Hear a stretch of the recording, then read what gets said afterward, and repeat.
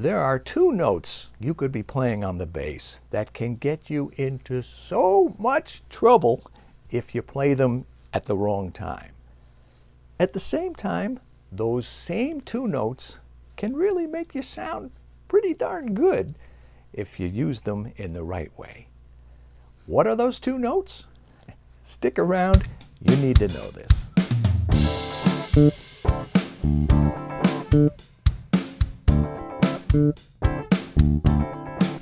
Hi, I'm John Lieberman, and welcome to another edition of The Essence of Groove. When I was a student at the University of Miami, way back in the 80s, I had an advanced improv class with a tough teacher, Vince Maggio, and he used to have us, he would require us to limit our notes to limit our solos, I should say, to one note at a time. I'm talking about everybody, the piano players, the trombone players, the saxophone players, the guitar players, and of course the bass players.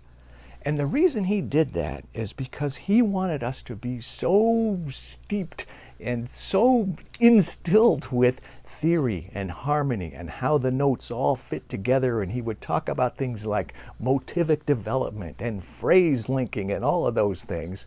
But it was important to him that the listener could discern what chords were going by. He said, you should be able to hear the chord changes going by. That's what I want to hear.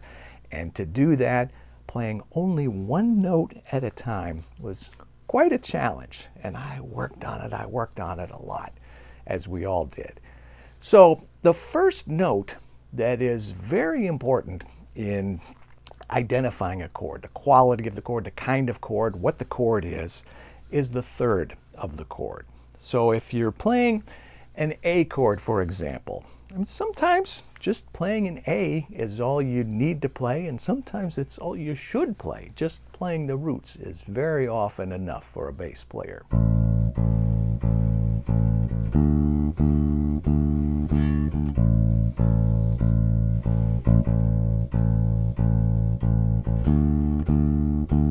Etc.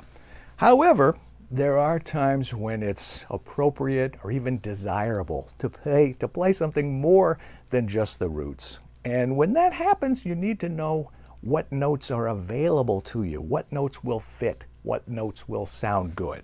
So if it's an A chord, A is a major chord, so you're going to play a major third.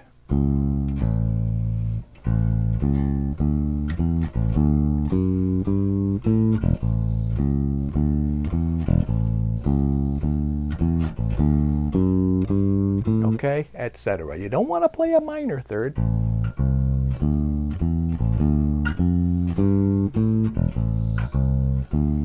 Yeah, that sounds nice, but that's not what's written, that's not what's intended. That's a whole different vibe, a whole different sound, and a whole different feel.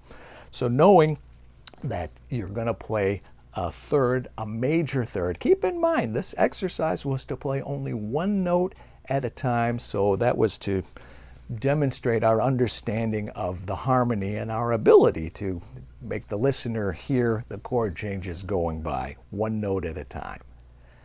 The second note, if you can only have two, one of them is the third, the other one is the seventh. So in what we call a dominant seventh chord, that's a major chord with a minor seven.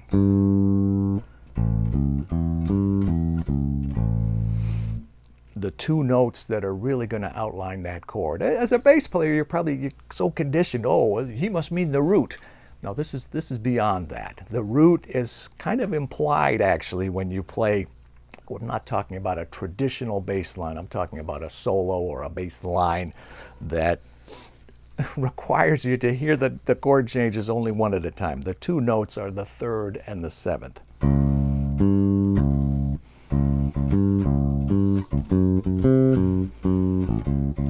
Okay, it sounds kind of weird that way, but think of it this way. You know, I like to do things like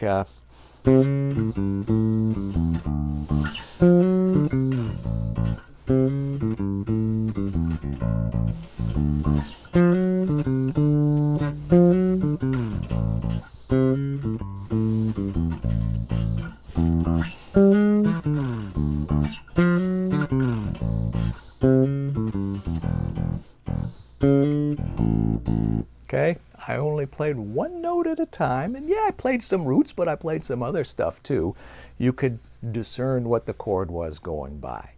Now here's where you need to be really, really careful. If it says A and not A7, this note is forbidden. That changes the whole feel, even more so than what we did before. Changes the whole vibe, the sound, and you're going to get some strange looks from everybody else, and you probably won't get called back again.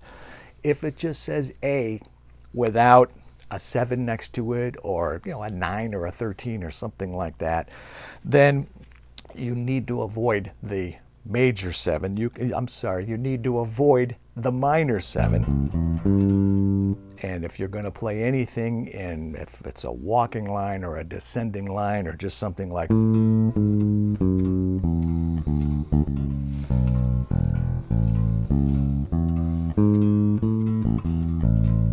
okay, you notice if I would have gone,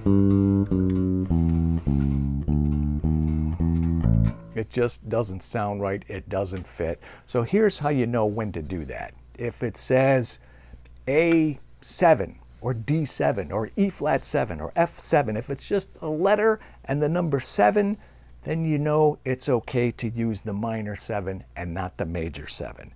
If it just says A or D or F or E flat or whatever, and it doesn't have a 7 next to it, or it doesn't say major, or if it says major 7 or something like that, or major 9th, you know to avoid the minor 7. And if you're going to use a 7 at all, which is kind of weird, but you can use it in the example that I just played, then you're going to use the major 7, not the minor 7.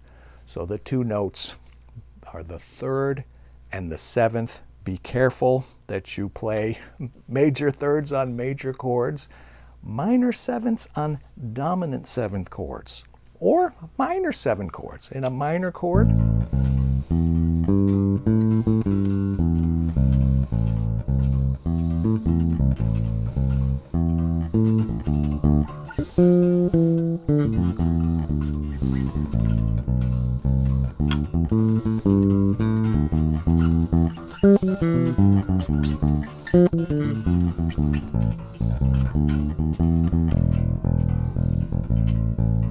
the 7th in a minor chord is not quite as life and death as it is with the dominant 7th chord.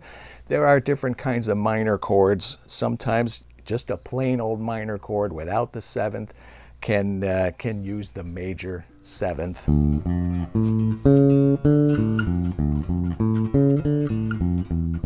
There's the harmonic minor scale, which you may be familiar with, or the melodic minor scale. And the jazz people say, why do the classical people play the melodic minor scale one way on the way up and then a different way on the way down? So the sharp 6 and sharp 7 on the way up, but the natural 7 and natural 6 going down. The jazz people say, if these are the notes that we want to play, we're going to play them going up and going down. I'm just getting off on a little bit of a tangent here, but major 3rd, minor 3rd, major 7th, minor 7th. Learn to know the difference, and the key to doing that is watching the chord symbols. Remember, A7, D7, F7, whatever. If it's just the letter and the 7, then you know it's a dominant 7th chord, and you use the minor 7. If it's just A or D or F or whatever, avoid that note and just play the root, or if you're going to play a 7th, it has to be the major 7th.